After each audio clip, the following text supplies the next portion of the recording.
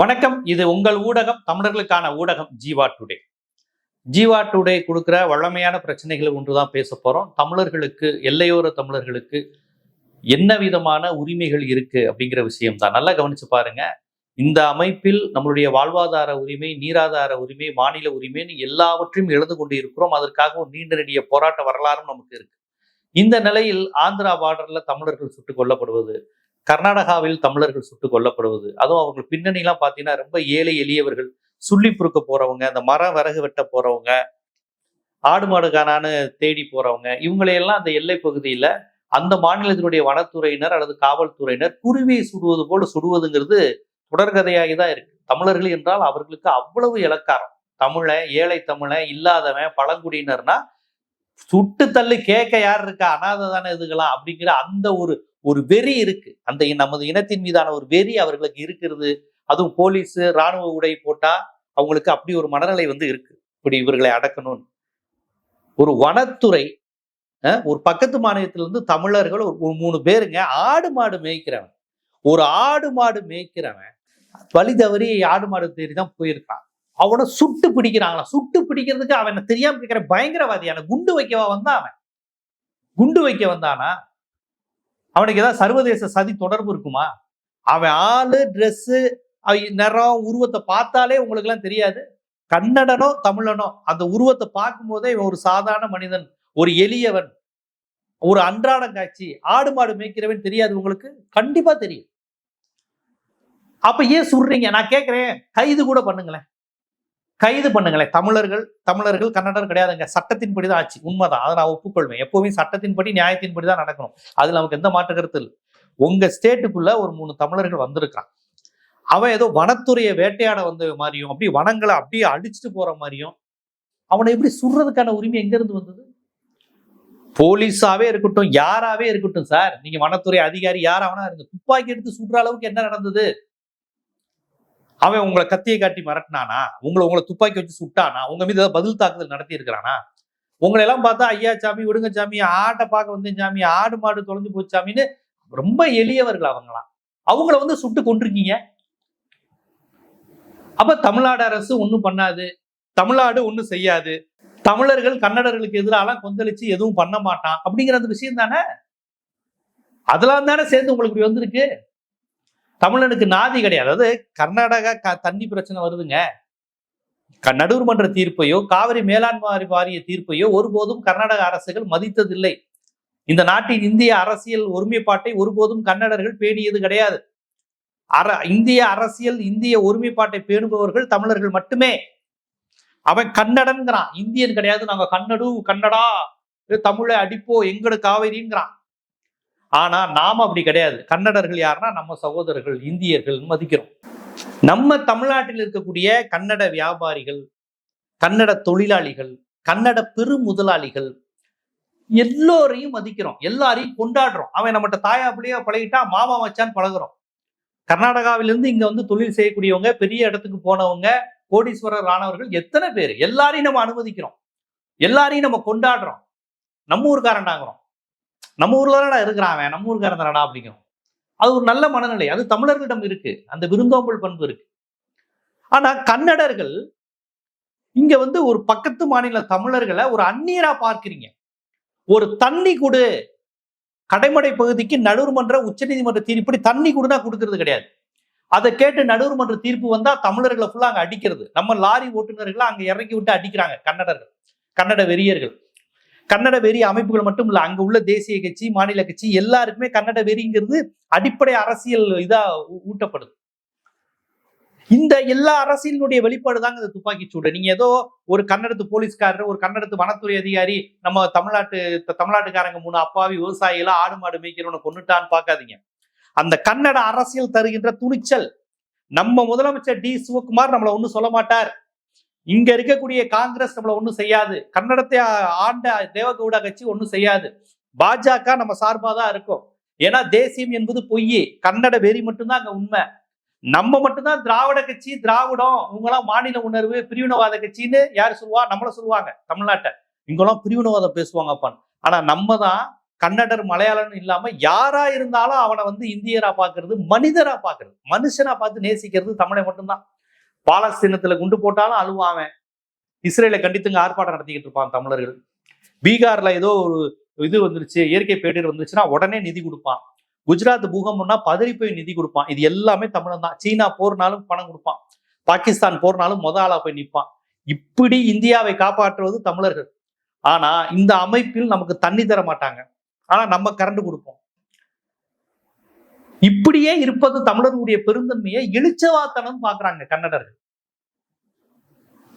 கன்னடர்கள் மட்டும் இல்ல, முல்லை பெரியார் விவகாரத்துல மலையாளிகளும் அப்படிதான் பாக்குறாங்க. அங்குள்ள அரசுகள், அரசியல் கட்சிகள்.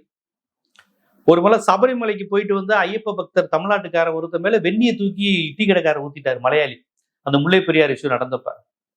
ஆனா நம்ம இங்க டீ கடை வச்சிருக்கக்கூடிய மலையாளிகளை அண்ணே மாமான்னு கிண்டல் அடிப்பாங்க. என்ன சேட்டா ஊருக்கு போலையா அப்படின்னு இவன் கிண்டல் அடிச்சுக்கிட்டு இருப்பான். மலையாளியை நம்மளாவே பார்ப்பான்.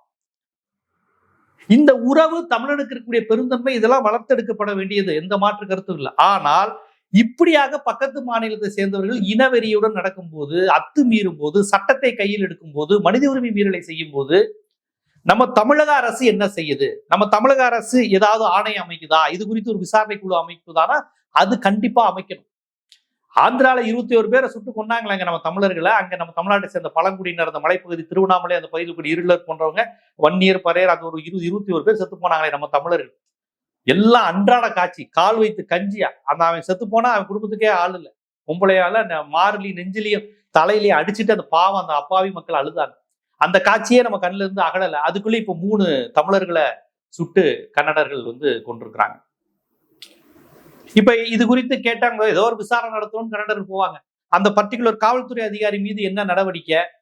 ஏன் அவர் வந்து முட்டி கீழே சுடல? ஏன் சுட்டாரு? முதல்ல ஏன் கைது செய்ய வேண்டியதானே? ஏன் ஒரு விசாரிக்க வேண்டியதானே? இப்ப அவனை சுட்டு கொண்டுட்ட, அவன் தீவிரவாதின்னு உன்னால் நிரூபிக்க முடியுமா? அவன் கொள்ளையடிக்க வந்தான்னு உன்னால் நிரூபிக்க முடியுமா? அவன் அந்த வன ரகசியங்களை கண்டுபிடிக்க வந்தான்னு உங்களால் நிரூபிக்க முடியுமா? ஆடு எங்கேயோ போயிருச்சு, பாவம் ஆடு பத்திட்டு போயிருச்சேன்னு ஆடு மாடை வச்சு பொழப்பு நடத்துற தமிழன் வந்திருக்கிறான். ஒரு நம்மளை மாதிரியே சகோதரன், நம்மள மாதிரியே ஒரு உழைக்கும் இருக்குன்னு பார்க்காம அவனை சுட்டு கொண்டிருக்காங்க. இப்ப எனக்கு இன்னொரு டவுட் என்னன்னா, இப்ப நம்ம தமிழ்நாடு அரசு வந்து முதலமைச்சர் விஜய் இருக்கிறாரு. நம்ம டெல்லி பிரதிநிதியா யார் இருக்கா? இதே டி சிவகுமாருக்கு நெருங்கிய நண்பர், கன்னடத்தில் பெரிய பிசினஸ் பண்ணக்கூடிய வெங்கட நாராயணங்கிற ஜனநாயகன் படத்தினுடைய தயாரிப்பாளர் இருக்கார். அவர் பிறப்பால் தெலுங்கர், கன்னடர்களோடு நெருக்கமா இருக்கக்கூடியவர், கன்னட முதலமைச்சரோடு நெருக்கமா இருக்கக்கூடியவர். இப்ப இந்த மாதிரி தமிழர்களுக்கான பிரச்சனையை டெல்லி பிரதிநிதியான வெங்கட நாராயணா என்ன பேசுவாரு? தெலுங்குல பேசுவாரா? கன்னடத்துல பேசுவாரா? தமிழை செத்து போயிட்டாங்கிறத நீங்க தெலுங்குல சொல்லுவீங்களா, கன்னடத்துல பேசுவீங்களா? உங்களுக்கு கொஞ்சமா அந்த உணர்வு வருமா? ஒரு டெல்லி பிரதிநிதியா ஒரு தெலுங்கரை போட்டிருக்கீங்களே, நம்ம தமிழை 3 பேர் செத்து போயிட்டாங்கிற ரத்தம் துடிக்குமா? கன்னடனா, கன்னடம் தானே நம்ம ஆளு அப்படிங்கிற உணர்வு வருமா உங்களுக்கு? ஏன்னா உங்களுக்கு டி சிவகுமார் தான் நெருக்கமானவர், தெலுங்கர்களுக்கு கன்னடர்கள் நெருக்கமானவங்க. ஆனா தமிழ்நாட்டு மக்களுடைய வரிப்பணத்துல உங்களுக்கு சம்பளம். இது என்ன மாதிரியான கொடுமை? இந்த கொடுமையை நம்ம எங்க போய் சொல்றது?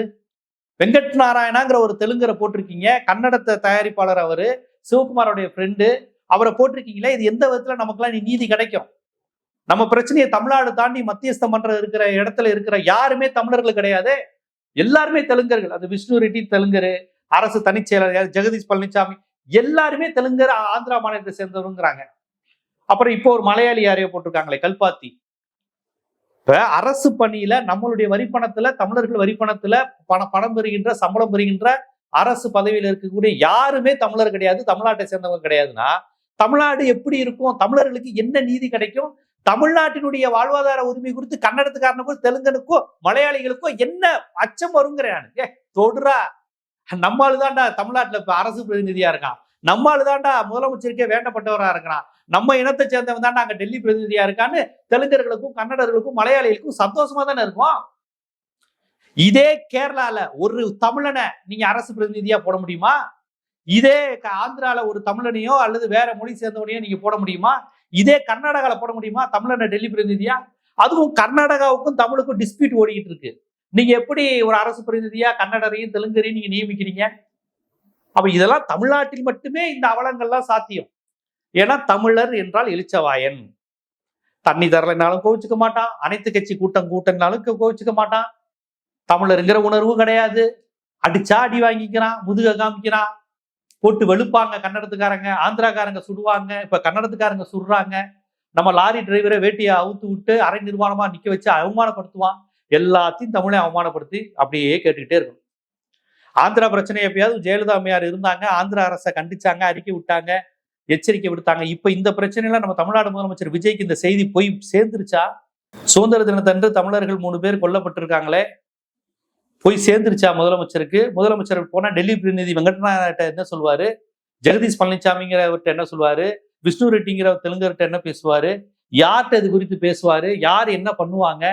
தமிழர்களுக்கு சார்பா குரல் கொடுக்க நபர்கள் இருக்காங்களா அந்த அரசில்? தமிழ்நாடு அரசில் தமிழர்கள் ஓட்டு போட்டு தேர்ந்தெடுத்த அந்த அரசில் தமிழர்களுக்காக குரல் கொடுக்க அரசு பதவியில் யாரும் இருக்காங்களா, அரசு பிரதிநிதிகள் இருக்காங்களாங்கிற கேள்வி வருது. எல்லாரும் கேட்டாங்க, ஏங்க வெங்கட் நாராயணா போட்டா என்னங்கிறாங்க. வெங்கட் நாராயணன் தான் தமிழ்நாட்டுக்காரன 3 பேரை போட்டிருக்காங்க, சுட்டு கொண்டிருக்கான். இப்ப இந்த கேள்வி கேட்பாரா இந்த வெங்கட் நாராயணா? இந்த கன்னடர் கேள்வி கேட்பாரா? இந்த தெலுங்கர் கேள்வி கேட்பாரா? எந்த மாநிலத்திலும் இது நடக்காதுங்க. பாதிக்கப்பட்ட கன்னடர்கள், பாதிக்கப்பட்ட தமிழர்கள் கன்னடர்களால் பாதிக்கப்பட்டிருக்காங்க. இப்ப இந்த இரு மாநில அரசுல தமிழர்களுக்கான நீதியை யார் பேச போறா? டி சிவகுமார்ட்ட யார் பேச போறா? நம்ம ஒரு ஆணையை அமைச்சு உண்மை அறியும் குழுவை கண்டுபிடிச்சு அங்க போறோமா தமிழ்நாட்டுக்கு? இல்ல அவங்க ஒரு உண்மை அறியும் குழுவை கண்டுபிடிச்சு நமக்கு தரப்போறாங்களா? அது எது சரின்னு சரிபார்க்க டெல்லியில இருந்து யார் இருக்க போதா? வெங்கட் நாராயணா தலைமையில குழு போக போதா? விஷ்ணு ரெட்டி தலைமையில போக போதா? இவங்க எல்லாம் கண்டறிந்து தமிழர்களுக்கு சார்பா கொடுப்பாங்களா? அந்த குடும்பத்துக்கான நிதி இழப்பு தமிழ்நாடு அரசு கொடுக்க போதா, கர்நாடக அரசு கொடுக்க போதா? ரெண்டுமே கொடுக்கணும். என்னை கேட்டா கர்நாடக அரசு கண்டிப்பா கொடுக்கணும், தமிழ்நாடு அரசு கொடுக்கணும். இதை நம்ம தமிழ்நாடு முதலமைச்சர் அழுத்தம் கொடுப்பாரா? கொடுக்கணும். இப்ப நம்ம தான் குரல் கொடுக்கணும். ஏன்னா அரசு பிரதிநிதிகள் யாருமே தமிழர்கள் இல்லை. அவங்களுக்குலாம் இந்த இன உணர்வுலாம் இருக்குமான்னு தெரியாது. இன உணர்வு உள்ள அடிப்படை மனிதாபிமானம் இருந்தாலே அந்த ஆடு மாடு மேய்க்கிற தமிழர்களுக்கு சார்பா இருப்பாங்க. சோ சாம்ராஜ் நகர் மாவட்டத்தில் ஒரு ஆடு மாடு மேய்க்க சென்ற 3 தமிழர்களை கொலை செய்த அந்த கர்நாடக வனத்துறை அதிகாரி மீது என்ன நடவடிக்கை, அந்த குடும்பங்களுக்கு என்ன இழப்பீடு, அதை கர்நாடக அரசு தரணும், தமிழ்நாடு அரசும் அதை தரணும், கர்நாடக அரசை தர வைப்பதற்கான நிர்பந்தத்தையும் தரணும் அப்படிங்கிற கோரிக்கையை தமிழர்களாகிய நாம் தமிழர்களின் குரலாக, தமிழர்களின் பிரதிநிதியாக ஜீவா டுடே இந்த கோரிக்கையை தமிழ்நாடு அரசிடம் வைக்கிறது. தமிழ்நாடு முதலமைச்சர் இதுல எந்த அரசியலும் எந்த விஷயத்தையும் பார்க்காம உடனடியாக அந்த பாதிக்கப்பட்டவங்களுக்கு நிதி கொடுக்கணும். இனிமே இது நடக்காத வண்ணம் எச்சரிக்கை விடுக்கும் வண்ணம் தமிழ்நாடு அரசும் இதற்கான விதிமுறைகளை விதிக்கணுங்கிறத ஜீவா டுடே ஒரு கோரிக்கையாவே முன்வைக்குது. இது போன்ற அரசியல், சமூகம், சினிமா, பொருளாதாரம், சட்டம் போன்ற பல்வேறு விழிப்புணர்வு காணொலிகள் உங்களை வந்து சேருவதற்கு ஜீவா டுடே சேனலை சப்ஸ்கிரைப் பண்ணுங்க, ஆதரவு தாங்க.